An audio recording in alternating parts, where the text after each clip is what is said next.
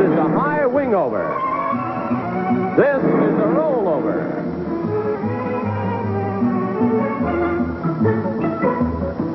This is a ramp-to-ramp leap. And here in slow motion is a T-bone crash.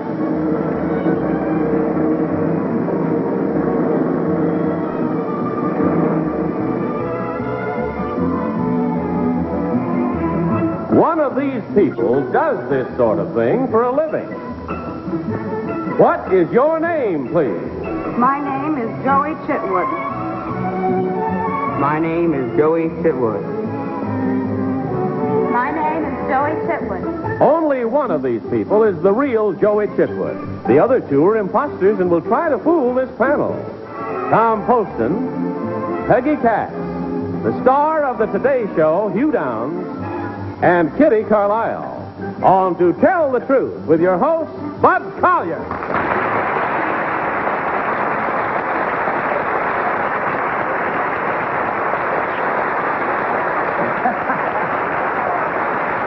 Thank you very much. Thank you and welcome once again to Tell the Truth, brought to you this week by Anacin, the headache remedy with a special combination of ingredients to relieve pain, fight depression, calm jittery nerves. Anacin. Hugh, welcome to Tell the Truth. Thank you, Bud. Nice to have you with us. And welcome back. Well, thank you very much. Nice to be back this evening after 2 wonderful weeks of basking in the sun, and my warm and sincere thanks to my good friend Robert Q. Lewis for holding forth here while I was away. All right, panel. Please open your envelope, if you will, for the first time. Take out your affidavit card and follow along with me as I read from mine. I, Joey Chitwood, am a stunt driver in my father's famous automobile thrill show. The Chitwood Show travels about the country and features precision auto driving in a hair-raising array of stunts. The other drivers and I perform the slide for life, the battering ram, low and high wing overs, the ramp-to-ramp leap, and the T-bone crash. We purposely demolish 3 cars every performance, about 300 in a season. The other drivers and I are called the Danger Angels. Signed, Joey Chitwood.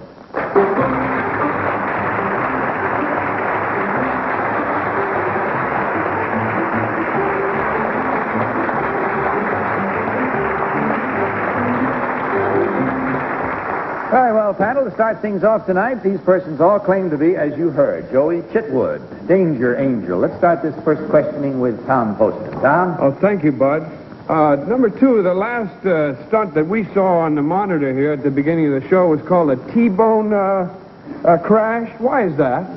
Well, it's in the form of a T. When the car dives into the other car, it forms a T, supposedly. I see.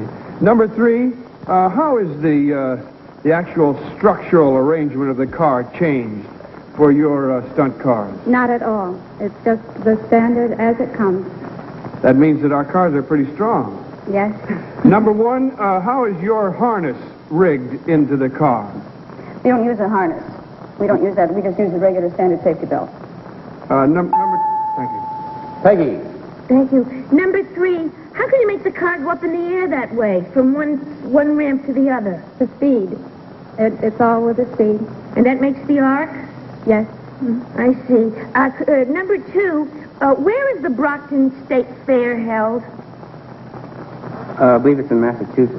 Thank you. Number 1, how come you don't get hurt? Oh, sometimes we do. Oh. Well,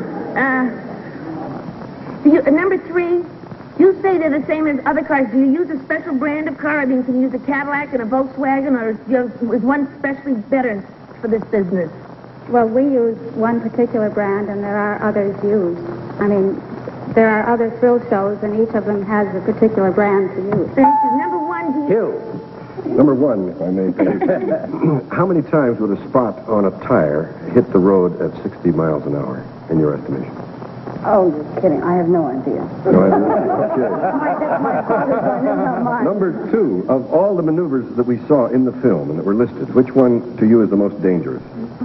The T-bone crash, I believe, would be the most dangerous. Why? Well, it's more of a jar or a jolt to your body, I would say. Number 3, do you always wear a crash helmet while you're performing these stunts? Yes. Have you ever been hurt? No, I haven't. I have, minor burns and this kind of thing, but not anything serious. Kitty. Number 3, is the car specially padded inside? Nothing at all. It's just the standard car. We have the seat belts, and that's it. Thank you. Number 2, how did you get into this extraordinary profession? I was born into it. Lucky you.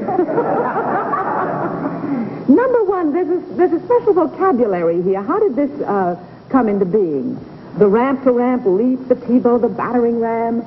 Well, Who the invented battering, these terms? it's exactly what it says. The ramp to ramp, a car goes from ramp to ramp. And with a battering ram, you crash into another car? No. Battering ram is when you have a body on top, either mine or someone else's, on top of the hood of the car, and they go through a flaming wall.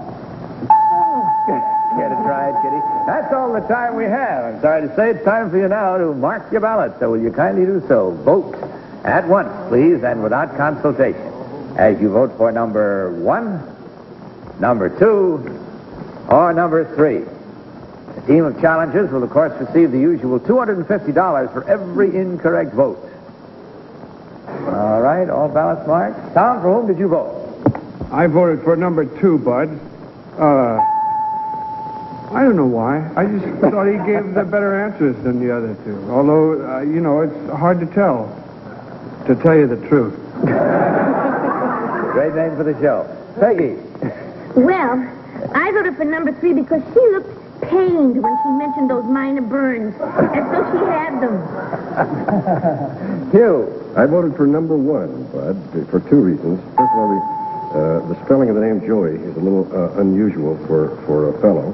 And secondly, the fact that she did not know the number of times that a spot on the tire would hit the road at 60 miles an hour indicates it would be of no concern to her, and she didn't try to bluff her way.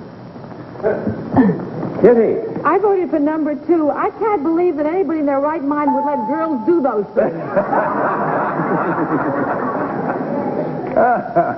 All right, there we have it. The cues are all set down on their cards now, and we've had the voting and the reasons for it, the reason they voted the way they did. So let's find out immediately which one of these 3 persons actually is the Danger Angel stunt driver.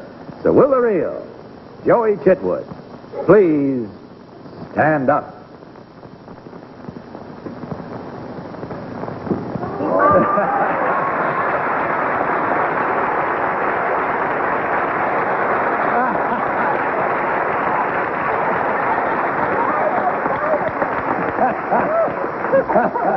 You feel better now, Balls of fire! My goodness. You don't want girls doing They wouldn't let... No, they wouldn't. Well, ask Joey if there are girls in those danger. Joey, are there any girls? Yes, sir, there are.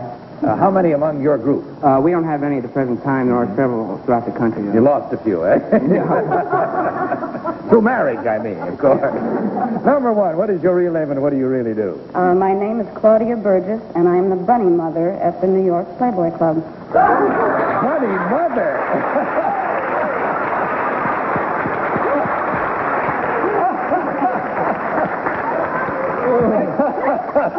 Well, that's dangerous. Yes, sir. Boy, that's worse than that T-bone crash. Number 3, what is your real name and what do you do? My real name is Donna Leslie. I'm a music teacher in Yorktown Heights. I'm the mother of 1 child and expecting another very shortly.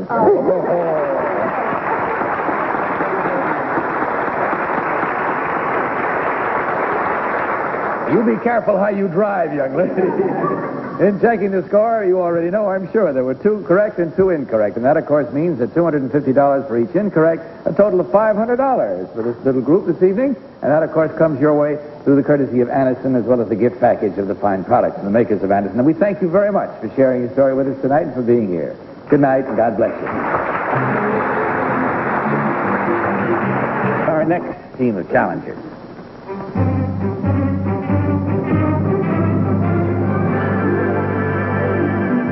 What is your name, please? My name is James Berrios. My name is James Berrios. My name is James Berrios. Very well, panel. Will you take out your next affidavit card and follow along this time? I, James Berrios, have been a diplomatic courier for the U.S. Department of State for 7 years.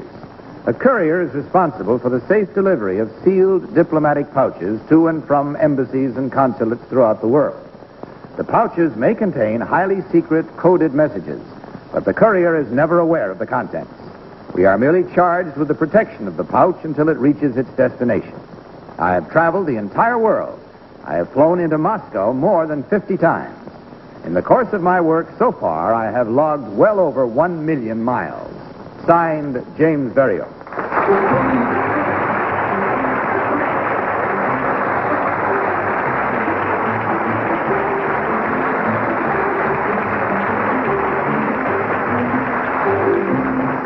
So, panel, this time we have 3 gentlemen, all claiming to be James Berrios, million-mile traveler for our Department of State. And we'll start this round with Peggy Cass. Peggy? Thank you, Bud.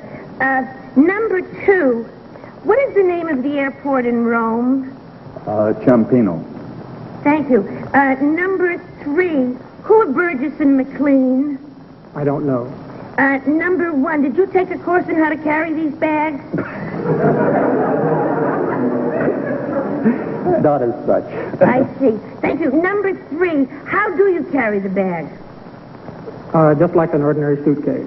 Number 1, I thought you were you're not handcuffed to your bag? Not anymore. Oh, thank you. Number 2, what's the name of the Moscow airport? Nukova, I believe. Thank you. And number 3, where is the American Embassy in Paris? At the Place de la Concorde. Thank you. Hugh. Yes, number 1, does your diplomatic pouch have a lock on it? Has a seal. A seal. Number 2, do you usually refer to the department for which you work as the State Department or the Department of State? Department of State. Number 3, are you married? Yes. Does your wife know when you are about to depart on some mission, or is this kept secret from her? No, she knows as a rule. She does know. Does she have pretty good knowledge of what the nature of your travels is? No, because I don't know the nature specifically of my travels myself. In other words, you carry much that you do not know. I carry a sealed pouch, and the contents are unknown even to me. Number 1, at what hotel in Moscow do you stay? We don't stay at a hotel. We normally stay at the Amerikansky Dome. Kitty. And number 2, what color is your suitcase? My suitcase? Oh, well, you don't carry a suitcase. Number 3 said he carried a suitcase. No, What he do said you he carry? carried it like a suitcase. Oh, well, how big is yours? My suitcase? No, your dispatch case. Your dispatch case. Diplomatic pouch comes pretty much in all sizes. It does. Number 1, are you told when you're leaving where you're going? Yes, ma'am. You know ahead of time? Yes, ma'am. Number 3, what is the color of the boxes from the British government that are sent to Buckingham Palace? I've never seen them. Number 2, do you know the No, color? Number 1, when you get on the plane and you maybe you want to leave your seat or something, you always have to take this thing with you? For any purpose? If you have it with you, you have to take it with you. And how big can it be? It can be... Tom. Oh, ho. Number 2, how big is your suitcase? I'd like to know, number 2, the origin of the name Berrios.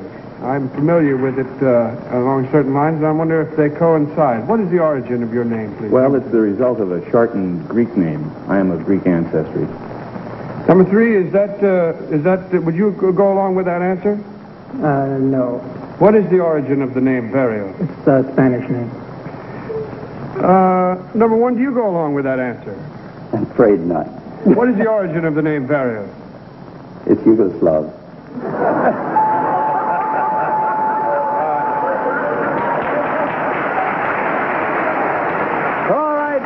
No further time for questions. Please mark your ballots right now with that welter of information that you have gleaned from your conversation and questions. And as you vote now without consultation, vote, if you please, for number 1, number 2, or number 3. Mark those ballots.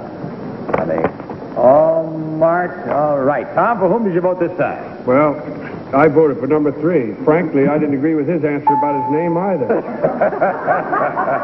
My understanding that it's a Portuguese background, but I suppose it could be Spanish. I voted for number 3 anyway because that's the closest to Portugal. Peggy, your vote. Well, I voted for number 2 because he knew the airports. And number 3, if you're in the diplomatic corps, I thought would know that Burgess and McLean were spies. Well, what were they actually? Handcuffed to each other. They went to Moscow against the rules. Hugh, what is your vote? I voted for number 2, and my reasons really were just he had a ring of authenticity that I didn't find in the others. Okay, Kitty. I voted for number 2, but only because of the questions about the airports, but we didn't ask any others the questions about the airports. And I thought that Burgess and McLean would be fairly well known in sort of gossipy diplomatic circles. It's a great name for a comedy team, anyway. All right, there we have it. With the votes all in and the minds made up and a welter of unanimity there toward number 2 with only 1 for 3 and none for 1. Let's see how it works out as we learn now which one of these gentlemen actually is the million-mile traveler for the Department of State. Will the real James Berrios please stand up?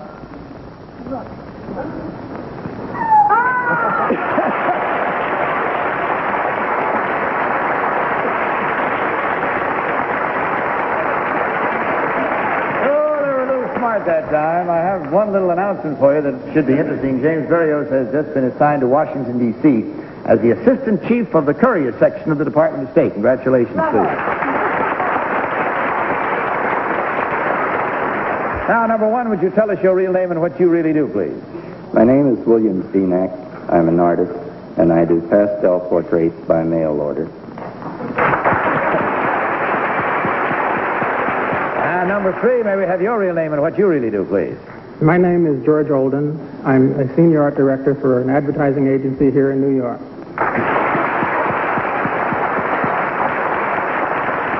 And another little point of interest, when George Olden was head of the CBS art department, he did our little man on our curtain up here. So I tell the truth.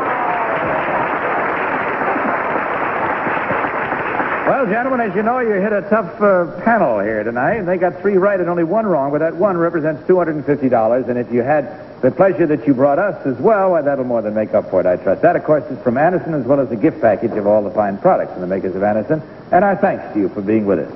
Good night, and God bless you. Let's meet our 3rd team of challengers.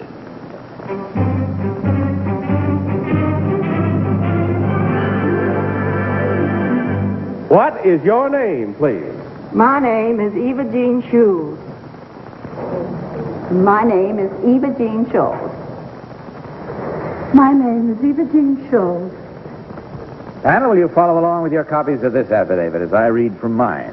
I, Eva Jean Schultz, have just written a cookbook dealing entirely with one food, shrimp. The research on my book took 8 years, all spent digging up information on shrimp. My recipes were gleaned from shrimp boat captains, shrimp lovers, and from anybody I ran across who knew a different way to prepare shrimp. There are 550 shrimp recipes in the book. The title of the book is Shrimply Delicious. Signed, Eva Jean Schultz. Get in touch with Game Show Network. Log on to our website and play our games or email us your questions and comments. It's www.gameshownetwork.com. Game Show Network.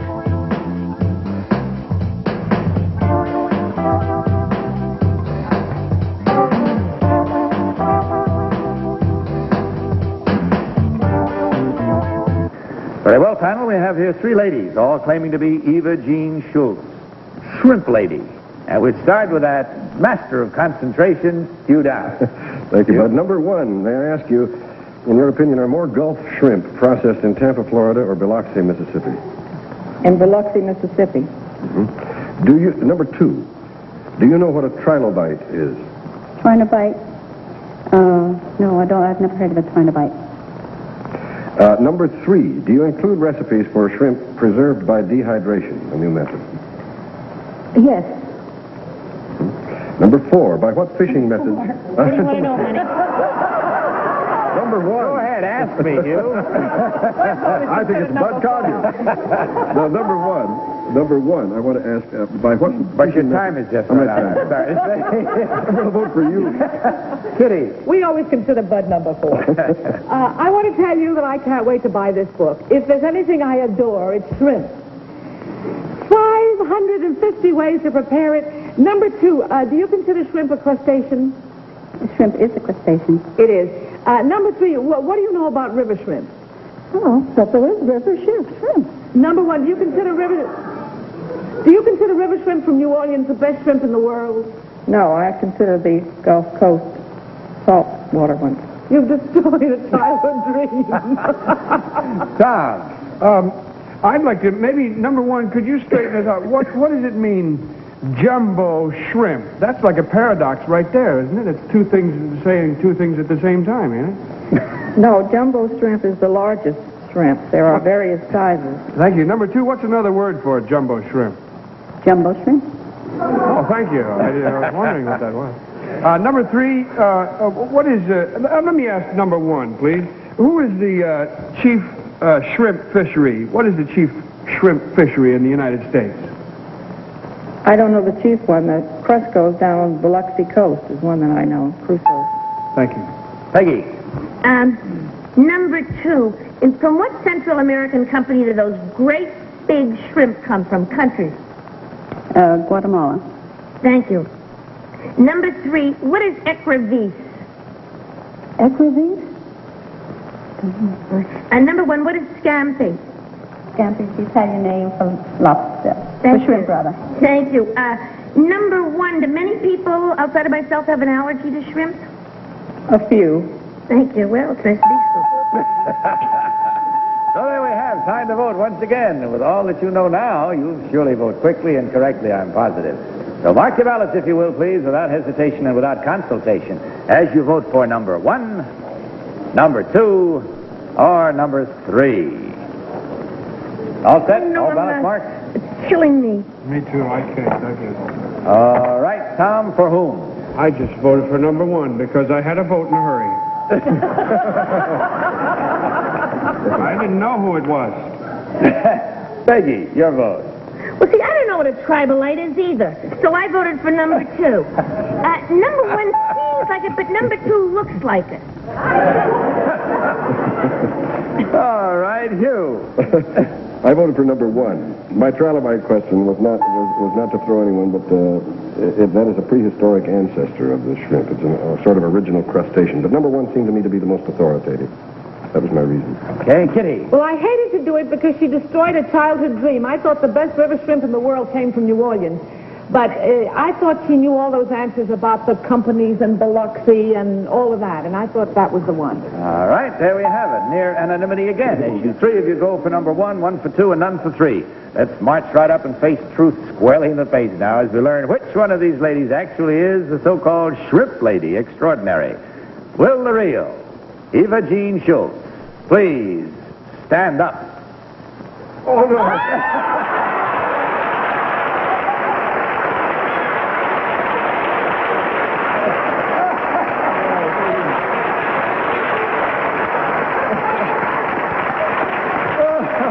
Thank you very much.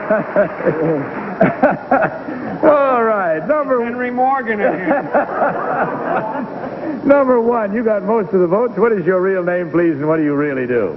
My name is Louise Sheridan, and I'm a lecturer on the crown jewels of Europe.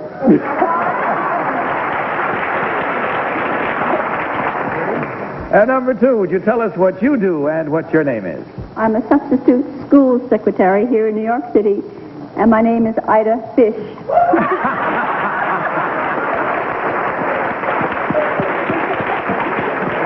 Well, at least it wasn't Clara Crustacean or anything like that. Good fun, ladies, and you must have had an especially good time knowing that you were fooling them all the way as you did. 100% wrong they were. That means $1,000 for you to go a little glint in the eye shopping with. That comes your way from Addison, and a gift package comes your way also of all the fine products from the makers of Addison. Thank you so much, and hope you had as much fun as we did. Good night, and God bless you. Have time for, but it was fun, and I thank you, panel, for making it the rich, wonderful show that it was. Thank you, Hugh, for being with us. And don't forget, to all of you, to join us again the same time next week, and I'll see you tomorrow afternoon on our daytime show. In the meantime, this is Bud Cartier speaking for Addison, saying good night, reminding you to tell the truth. Good night, everybody.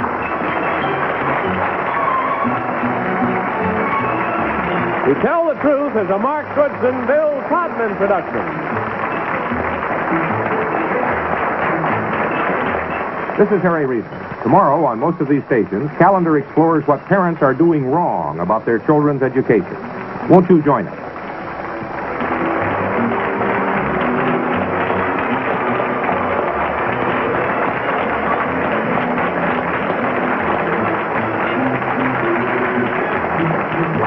Tell the Truth has been brought to you by Easy On Spray Start, the new push-button start. Spray it, iron instantly. New Easy On Spray Start.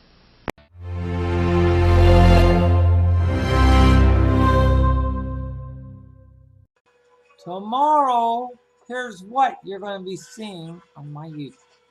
Here's what you're going to be seeing tomorrow.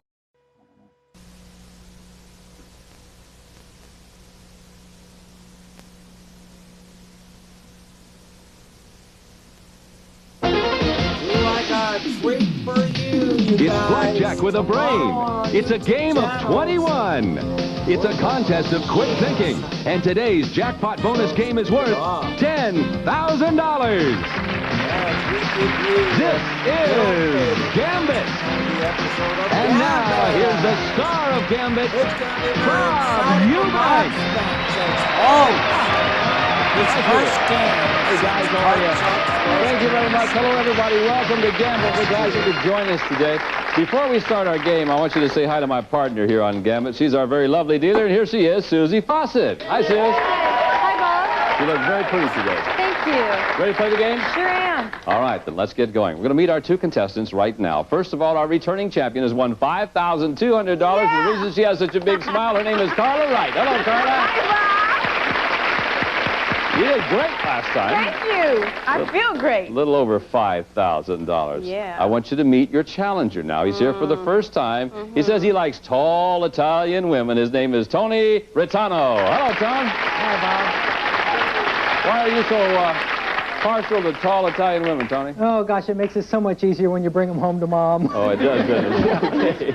You know how to play this game? Yeah, I do. Let me remind everybody here on Gambit that each game is worth $100. The object of the game is to get as close to 21 as you can without going over. Get 21 on the nose. You not only automatically win the game and $100, but you also win our 21 jackpot worth $1,000. Now remember, we'll play a 2-out-of-3 match. The game is pretty much happening now. Tony won the first game, Carla won the second game. It's a 2-out-of-3 match. First player to win 2 games goes on to try to beat the house for $10,000, which means we must now play a tiebreaker. And as we do at the top of every tiebreaker, we reveal one card for each one of our contestants. Carla, you have the option. You're the champion, so you want the first card, or you want to pass it on to Tony? My instinct tells me to pass the card Going to pass Tony. the card to Tony. Let's see if your instincts are right, because that card is a deuce. I knew it. Tony gets the deuce. That means that Carla gets the next card. And Carla, your card is 7. Tony has 2. Carla has 7. On the Gambit screen, these 2 items. Adidas, Nike, Greek gods. Tony. Nike. It's only one Nike, Bob. Certainly is. Only one of them. There are 2 sneakers, but only one god. Tony, you have a deuce. She has a 7. You want to take the card, or what do you think? Oh, I think I have to take the card. You want the card. He says he has to take it, and the card is Queen. All right. Got a 12. You can freeze on the 12 if you want to. No, I'm going to play on, Bob. He's going to play on. All right, then let's play on right now. Tony with a 12, Carla with a 7. 2 items on the screen. They are Jane Curtin, Roseanne Barr, actresses over 40. Carla's in. Is it one, neither, or both? I think it is Roseanne Barr. Incorrect. I'm sorry. It's Jane Curtin. You were right about one, but the wrong one. Oh, okay. Roseanne Barr is not 40 yet. Looks 40, but not 40 yet. I didn't say that. Tony, you now have the control. You have 12. She has 7. Pass it or keep the card. I want that card, Bob. All right. Tony says he wants the card. Anything over a 9 and he goes over 21, Carla wins the game and the match. Let's see what happens. The card is... You're still in, Tony. Now, 17. Freeze here? Yeah, I think I'll freeze, Bob. Okay. Tony will now freeze on the 17. Carla, same situation for you, non-sudden death. You have to beat 17. A tie will do you no good at all. Okay. Remember, you have to be correct to continue. Miss, you lose. And he wins the championship and a chance to play for $10,000. Here we go. On the Gambit screen. The dwarfs were undressed. A poisoned apple. Why Snow White collapsed into unconsciousness. because of a poisoned apple, Bob. You're right, the poison apple. Okay. It's frozen on 17. You have to beat 17. Let's see if you can do it. Okay. Card coming up for you is a jack.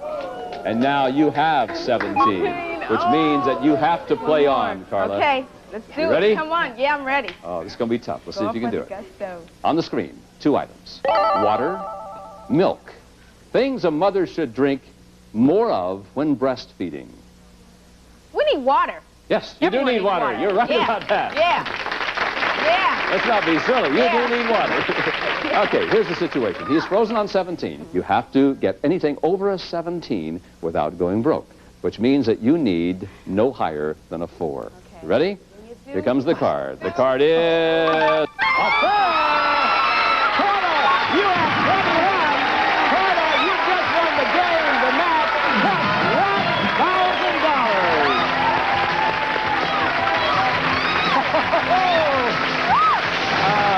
Unbelievable. Wow. Unbelievable and right. Tony, you end up with $100. We have nice prizes for you. Thank you very much for playing our game. And lucky, you are. In just a moment, we're going to give you a chance to win $10,000 for Receive prize to beat the house. Right after this, don't go away.